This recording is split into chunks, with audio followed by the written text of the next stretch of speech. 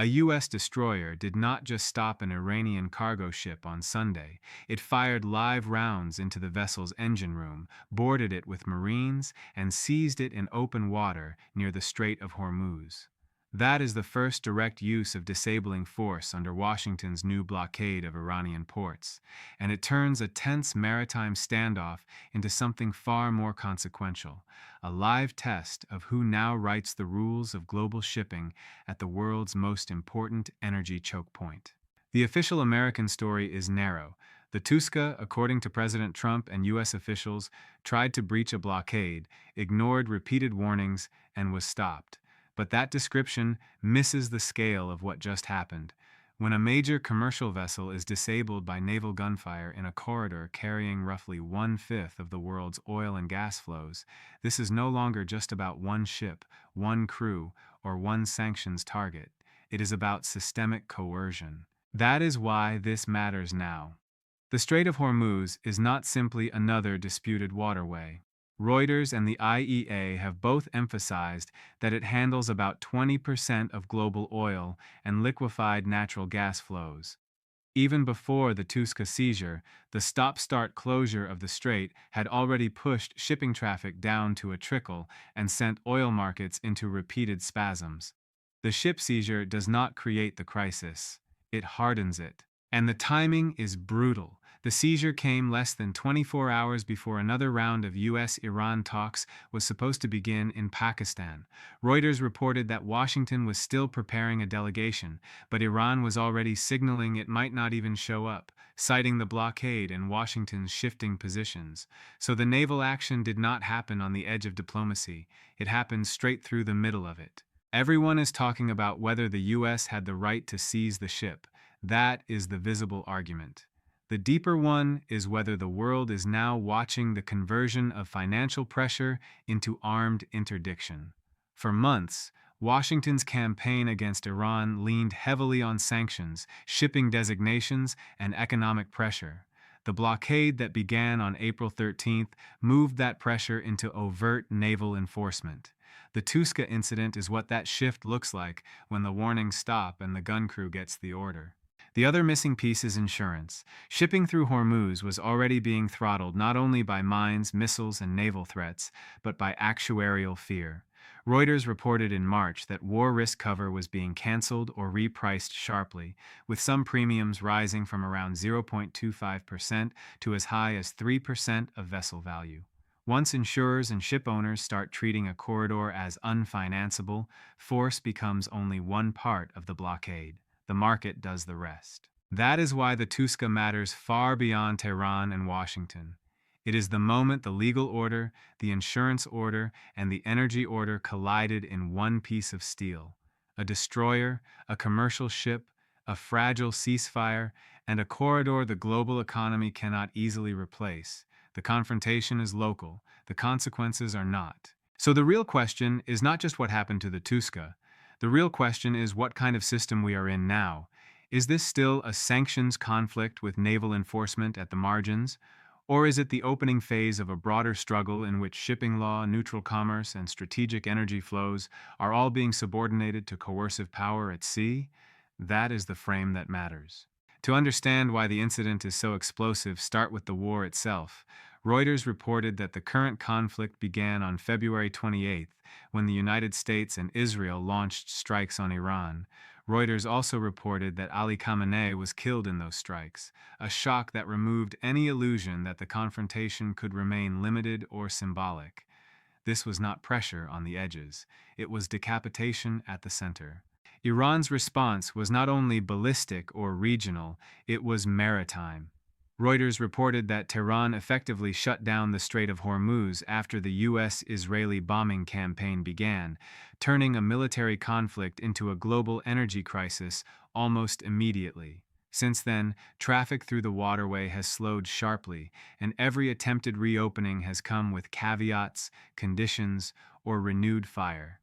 This is not a static closure, it is rolling coercion. Then came the ceasefire window.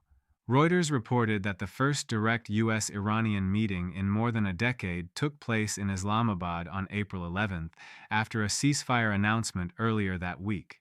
The talks mattered not because they solved anything, but because they exposed how far apart the two sides still were on the core issues: nuclear restrictions, sanctions, and the future of the strait itself. 2 days later, Washington escalated anyway. CENTCOM's April 13th statement was unambiguous. U.S. forces would begin implementing a blockade of all maritime traffic entering and exiting Iranian ports, while claiming not to impede freedom of navigation for vessels moving to and from non-Iranian ports. That is the legal and military architecture the Tuska ran into. The U.S. did not simply improvise a seizure, it operationalized a doctrine first. And the blockade was not theoretical. Reuters reported on April 18th that U.S. forces said they had already turned back 23 vessels since the blockade began. That number matters for two reasons. First, it shows enforcement was active before the first high-profile firing incident. Second, it shows the United States was trying to make compliance routine before anyone got the idea that the blockade was only a political gesture. Then the Tuska sailed into that environment. According to reporting from the Washington Post, AP, and The Guardian, the ship was headed toward Bandar Abbas when the USS Spruance intercepted it in the Gulf of Oman. The U.S. says the vessel ignored repeated warnings over a period of hours. Trump then announced that the destroyer disabled the ship and U.S. Marines boarded it. The essential fact is not in dispute. The United States used force and took custody. The mechanics matter because they reveal intent.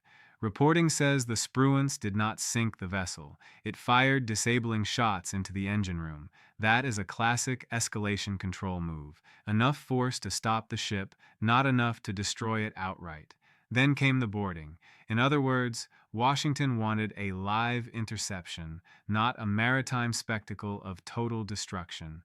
That distinction matters because it tells you the U.S. is trying to enforce order, not just issue punishment. But the incident is still full of disputed layers. U.S. officials say the ship is linked to a sanctioned Iranian operator and had a history of illicit activity. Iranian officials call the seizure piracy and say it happened in international waters. Public reporting also shows the cargo itself was not immediately clarified in a definitive way, so the central facts are clear, but the full legal and strategic meaning remains contested. That distinction is important. And then there is the ceasefire dispute. Washington's position is that Iran had already retightened control over Hormuz and was effectively violating the spirit of the truce.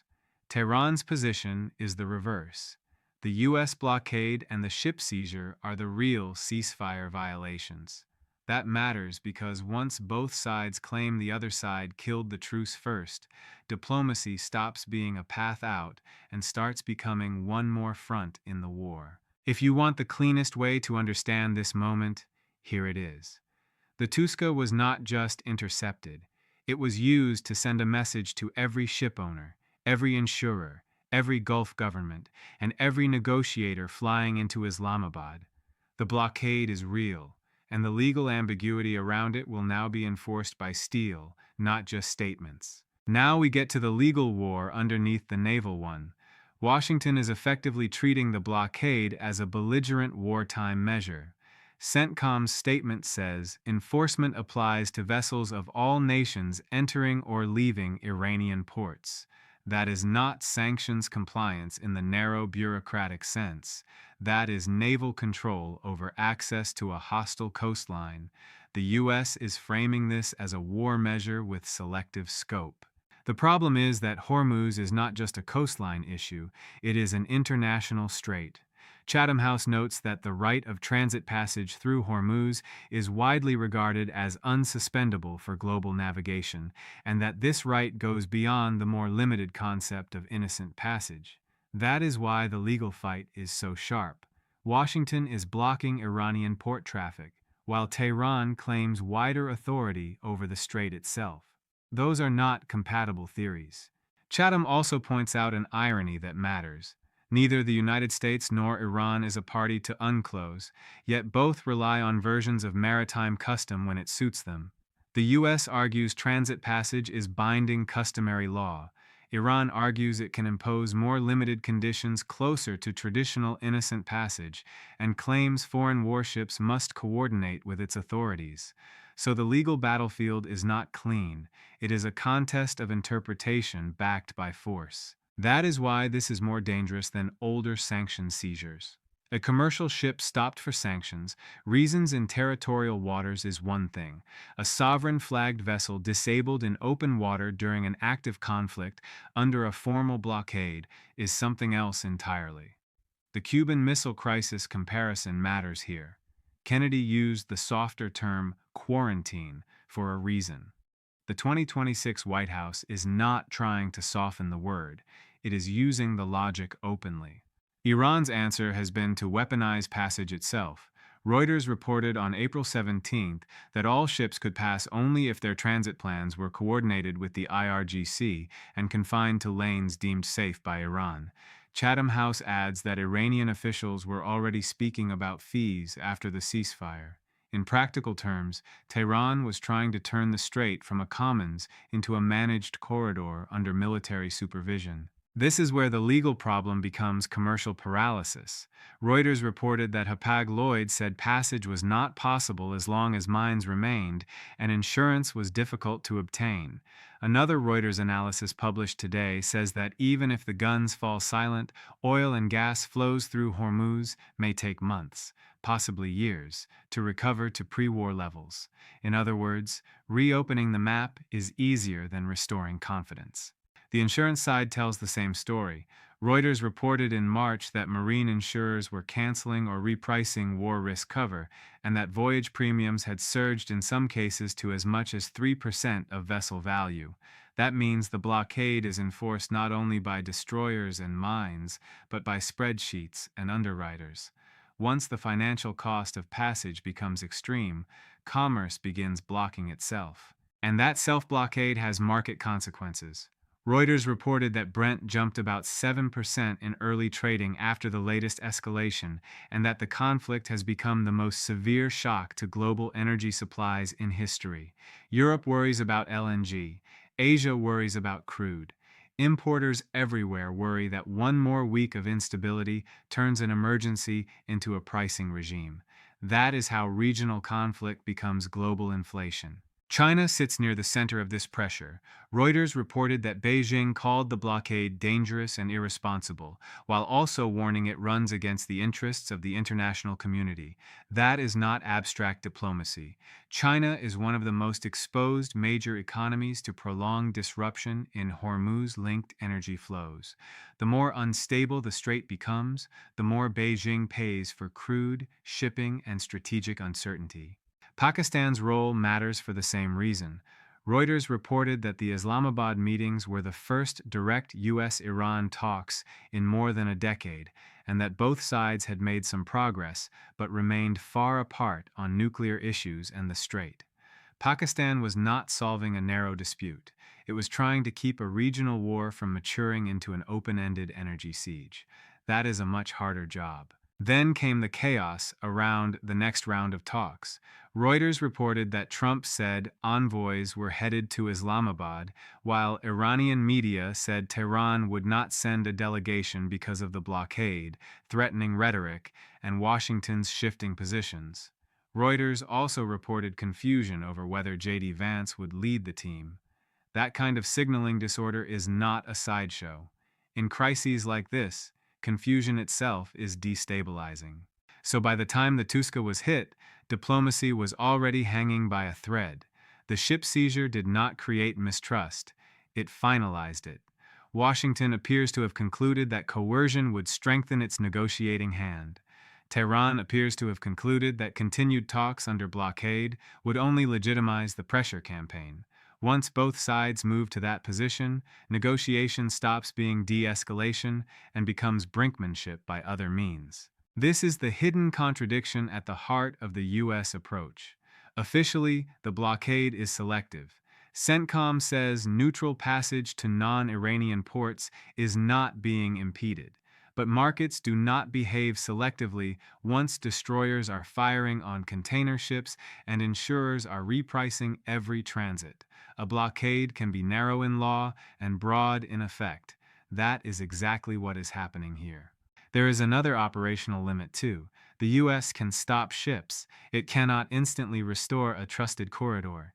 Reuters reported that Iran reimposed restrictions after a brief reopening and that mines remain one of the major outstanding questions for commercial operators. Chatham House adds that the ceasefire itself produced more uncertainty rather than less. That means the U.S. can enforce interdiction faster than it can rebuild navigational normalcy. That creates space for Iran's lower-end retaliation options. Mines are the most obvious one. The Wall Street Journal reported today that the U.S. Navy is already deploying unmanned systems to clear mines, while Reuters has noted continuing uncertainty about their presence. That matters because Iran does not need to sink many ships to keep commerce frozen. It only needs enough doubt in the water to make insurers and captains refuse the route. A second option is horizontal escalation against Gulf infrastructure. Reuters reported on March 23 that UAE markets fell after Iran warned it could target energy and water infrastructure across the Gulf. Reuters also reported on April 7 that Iran had warned it could strike desalination plants if the U.S. attacked its own energy infrastructure. That is not just military signaling. In the Gulf, water infrastructure can be as strategically sensitive as oil terminals. CSIS argues that Gulf desalination plants are large, fixed, exposed complexes, and that deliberate targeting would threaten essential water supplies for millions.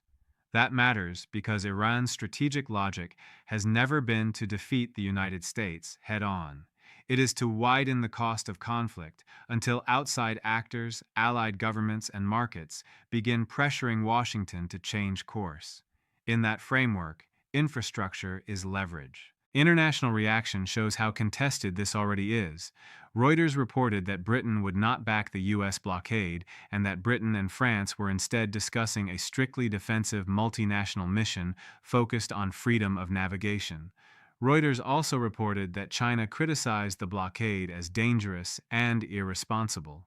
So Washington has not built a broad coalition around this action.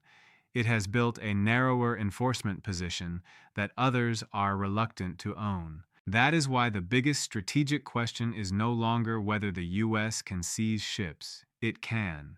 The bigger question is whether it can coerce Iran without permanently damaging the very maritime order the U.S. says it is defending.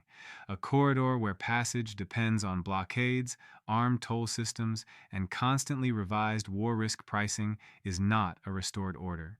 It is a managed breakdown. If this breakdown is helping you see the map beneath the headlines, subscribe and drop Hormuz in the comments, because the next chapter of this story is not only about whether the next round of talks happens, it is about whether neutral commerce, maritime law, and global energy pricing can survive a conflict where both sides are trying to turn the same choke point into leverage. So what happens next? The most likely near-term path is not immediate full-scale naval war. It is prolonged attrition, mines, selective interdictions, legal ambiguity, cautious insurers, hesitant shippers, and diplomacy that keeps threatening to resume without actually resolving the core disputes. Reuters and Chatham House both point to the same reality. The hardest part is not opening the strait for a day. It is persuading the world that it is safe enough to use again. That would still be enormously costly. A half-open Hormuz is almost worse than a fully closed one for commercial planning because uncertainty spreads through freight rates, storage decisions, refinery runs, and state stockpiling. Reuters reporting from the IMF and market desks already shows how repeated shocks are eroding governments' ability to cushion the fallout. In a debt-heavy world, an unstable strait does not stay a maritime issue for long. It becomes a macroeconomic one. A more dangerous path is still there. If Iran decides the Tuska must be answered directly, or if the US decides the next incident proves Tehran is beyond negotiation, the conflict could shift from coercive maritime control to open attacks on energy and civilian support infrastructure across the Gulf. Reuters and CSIS both note how vulnerable desalination and export systems are. That is the escalation ladder everyone says they want to avoid and keeps climbing anyway. That is the real meaning of the Tuska seizure. It was not just a ship stop, a sanctions action, or a dramatic naval clip for the news cycle. It was the moment the US-Iran conflict moved decisively into the legal, commercial, and strategic machinery of global trade. Once a destroyer fires on a container ship at Hormuz, the question is no longer whether this war can shake the world economy. The question is how much of the world order it shakes with it.